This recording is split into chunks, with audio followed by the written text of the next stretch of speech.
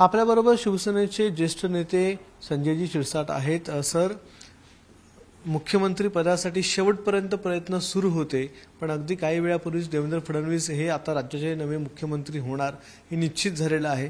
काय भावना आहेत, काय प्रतिक्रिया आहे? नाही, आम्ही आमचं मत मांडलं होतं, परंतु शिंदे साहेबांनी एक गोष्ट क्लिअर केली होती की या सर्व प्रोसेसमध्ये आमचा कुठेही स्पीड ब्रेकर असणार नाही, तुम्ही जोही निर्णय घ्याल तो आम्हाला मान्य आहे, म्हणजे स्पष्ट भूमिका केली होती। आणि आमची जे आम्हाला वाटत होतं की नाही, आता बहुमत त्यांचे म्हणजे 132 त्यांच्याकडे आमदार आहेत, तर कदाचित नैसर्गिक नियम म्हणून त्यांच्याकडे ते देतील। इच्छा एवढीच होती की आपल्याला हे पहिले जर आपल्याला आणखीन कालावधी मिळाला असता, ते महानगरपालिका आहे, जिल्हा परिषद आहे, ते आपण ताकदीने लढवले असते आणि तेच निवडूनही आणले असते। परंतु अखेरला जो निर्णय होईल तो आम्ही मान्यच करणार आहोत। म्हणून युती ही मजबूतीने पुढे फाईट करणार आहे। म्हणून आमच्यामध्ये नाराजगी नाही, भेटलं बाबा आता कसं काय करायचं असा कोणताही संभ्रम आमच्यात नाही, कोणताही नाराजगी नाही। म्हणून आता 3:30 वाजता 3-3:30 वाजता राज्यपालाकडे स्वतः शिंदे साहेब, देवेंद्र फडणवीस साहेब आणि अजितदादा जाणार आहेत।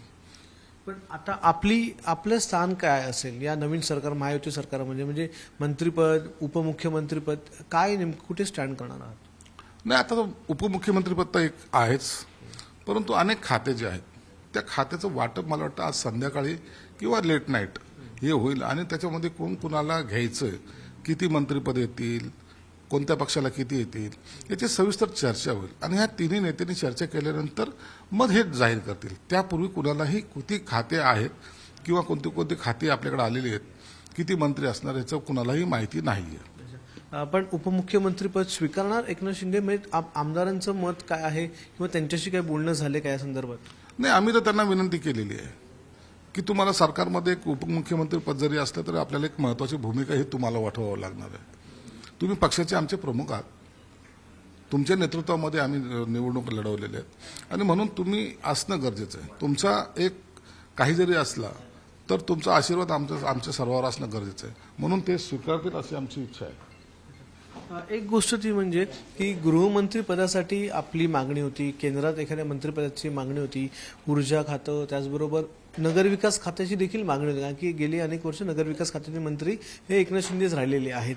तर या संदर्भात जी चर्चा झाली किंवा देवेंद्र फडणवीस काल येऊन भेटून गेले, काही चर्चा झाली का? काय नेमकं फायनल झालंय? नाही, त्याच्याबद्दल चर्चा झाली नाही। काल फक्त हे मुख्यमंत्र्यापर्यंत सीमित चर्चा होती।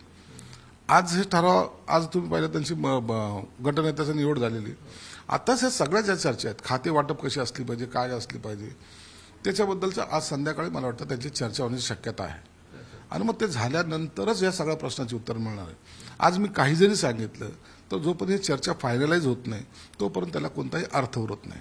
एक थोडीशी नाराजगी बघायला मिळाली होती। परवाच्या दिवशी फक्त भाजपचेच नेते हे आझाद मैदानात गेले होते, काल सगळे महायुतीचे नेते अचानक आझाद मैदानावर गेले, तर काही म्हणजे त्या नाराजी व्यक्त केल्याच्या नंतरची एकजुटता तुम्ही दाखवून दिली नाही? काय म्हणते का, ते बावनकुळे गेले होते, ते बिचारे अचानक गेले, त्याची बातमी झाली, मग या बातमीला आणखीन त्याला पुश कोणी करायचा प्रयत्न करतायत, कोणी हवा द्यायचा प्रयत्न करतायत।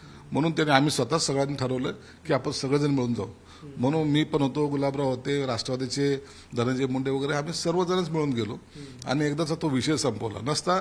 बघा, नाराजगीचा वाद सुरू झाले, हे झाले, या विषय आता ह्या अशा काळात नको, म्हणून आम्ही ते सामंजस्याने एक भूमिका घेतली, सर्वजण जाऊन पाहणी केली आणि मला वाटतं आता सर्व आलबिल आहे।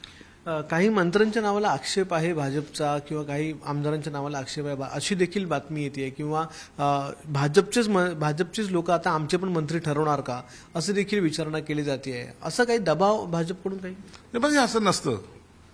जे काही मागच्या वेळेला जे काही मंत्री होते, जर कुणाबद्दल आक्षेप असेल तर ह्या तिन्ही नेत्यांनी मिळून हे ठरवलं पाहिजे।